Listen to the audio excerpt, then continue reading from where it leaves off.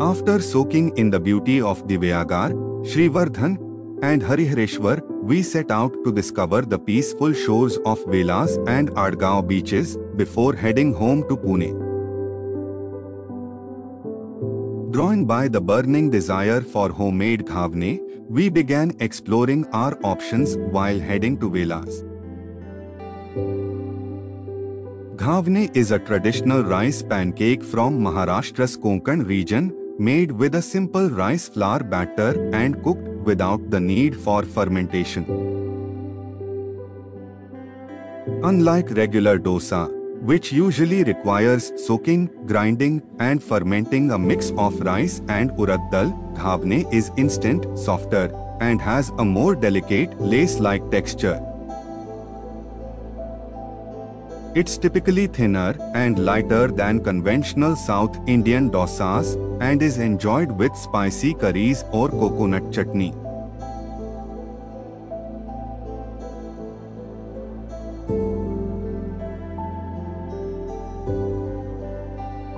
After eating to our heart's fill, we proceeded to Velas, the Turtle Beach.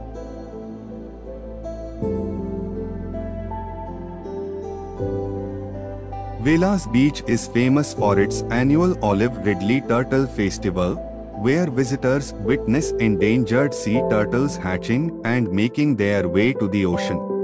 The beach is a pristine, tranquil stretch on the Konkan coast, celebrated for its community-led conservation efforts, vibrant nature, and scenic surroundings.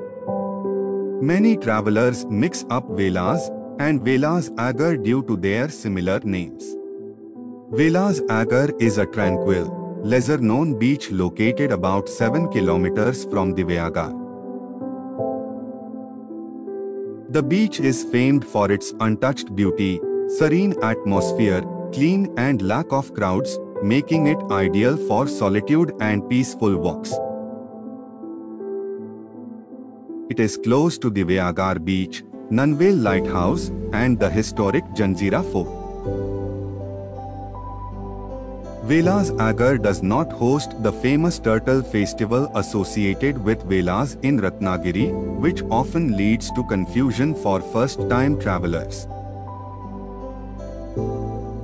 Nana Fadnavis, whose real name is Balaji Janardhan Bhanu, was a brilliant Maratha statesman and chief administrator during the Peshwa era, famed for his diplomatic skills and policies, belonged to Velas and not Velas Agar. He played a pivotal role in uniting the Maratha Confederacy and resisting the British East India Company, earning the title the Maratha Machiavelli. Velas Agar beach stretches for approx 1.5 to 2 kilometers along the Arabian Sea coastline, offering a peaceful, uncrowded setting. This beach offers a stunning contrast, a stretch of soft, golden sand perfect for leisurely walks, gently giving way to rugged rocky outcrops where waves break and the coastline reveals its wild, natural beauty. This rocky beach reminded of Inchcape Rock story. Long ago, the Abbot of Aberbrothock placed a bell on the dangerous Inchcape Rock of Scotland's coast, so sailors could hear it toll when waves crashed and avoid disaster. With this warning, mariners blessed the abbot for his kindness, grateful for safety on the treacherous sea. One day, the pirate Sir Ralph the Rover saw the bell. Out of wickedness, he rowed out and cut it free, thinking sailors would suffer and the abbot wouldn't be thanked anymore. And then sailed away, looting ships and becoming rich, never caring about the fate of men on the waves. Years later, Sir Ralph returned to the Scottish coast. Fog rolled in, vines died, and with no bell to warn them, his ship struck the hidden Inchcape Rock. The vessel sunk, and as Ralph was dying, he heard a ghostly sound like the missing bell, his doom ringing in the deep. Thus, his evil deed brought about his own destruction. The poem's moral is that those who plot harm for others will suffer the consequences themselves. At the horizon, we could faintly see the Adgaon beach and the fishing vessels that dominate its coastline. After spending a generous amount of time, we proceeded towards Adgaon beach. The coastal drive was scenic, and despite the punishing summer heat, we enjoyed it in our tribus chilling AC. Straight ahead lies the great fishing village of Adgaon. Adgaon's main livelihood is fishing, with the daily fish market early morning auctions forming the vibrant heart of local economy life. Ahoy, me hearties! Hoist the anchor and set sail.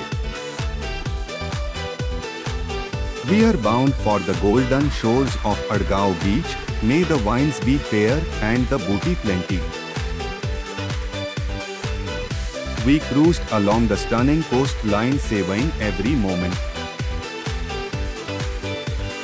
There are some haunted locations along the coastal route, especially near Srivardhan, Harihreshwar, and Divyagar. Notably, travelers speak of a haunted banyan tree near Srivardhan, the deserted areas of the beach. Ancient banyan trees are often believed to harbor spirits of a betrayed hermit whose presence is felt after nightfall.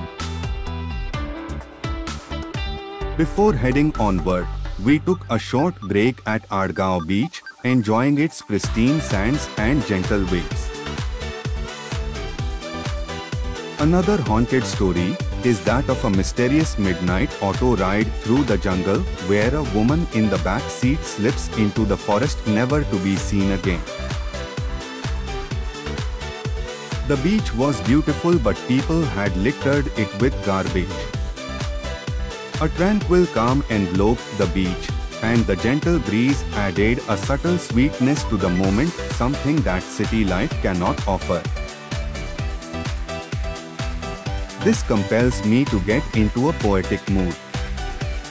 Upon the golden shore the wild waves break. Soft foamy fingers stretch and then retreat. Rhythmic endless songs the tide will make. A gentle hush where sea and shoreline meet. The breeze recalls a memory, salt and free, as sunlight dances on the cresting blue. Each crashing wave a moment's legacy. Refreshing beach and soul with every view. Hope you enjoyed the AI-generated poem. After a wonderful and memorable 3 days in Konkan, we set out on the long road home, reminded of Robert Frost's iconic lines. The woods are lovely, dark and deep, but I have promises to keep, and miles to go before I sleep. Thanks for being a part of our journey.